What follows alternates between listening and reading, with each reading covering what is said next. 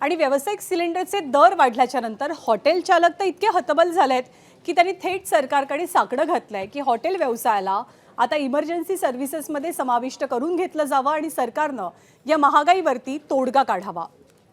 व्यावसायिक गॅस सिलेंडरच्या दरात 43 रुपयांची वाढ झाली आहे आणि व्यावसायिक गॅस सिलेंडरची किंमत 3067 रुपये इतकी झाली आहे। गेल्या 3 महिन्यातली ही चौथी दरवाढ आहे। मार्च महिन्यापर्यंत 1600 ते 1700 रुपयाला मिळणारा सिलेंडर दुपटीनं महाग झाल्यामुळे हॉटेल व्यावसायिक हैराण झालेत। हे आता प्राईम टाईम आहे धंद्याचं आणि ही आमची अवस्था आहे। आम्ही काय धंदा भाव वाढवून आम्हाला धंदा तरी व्हायला पाहिजे। बरं, आज गेल्या मार्च महिन्यात 1670 रुपये काहीतरी किंमत होती, त्याच्यानंतर आज मे म्हणजे 3 महिन्यात डबल झालं, म्हणजे आज जवळजवळ 3070 रुपये। एक पहिल्या महिन्यात जवळजवळ 300 रुपये वाढले, त्याच्यानंतर 945 रुपये वाढले आणि आज परत 45 रुपये वाढले। मग ह्या प्रकारे जर गव्हर्नमेंट आमच्यावर अन्याय करत असतील तर खरोखर हा दुर्भाग्य आमचं। एबीपी माझा, उघडा डोळे बघा नीट।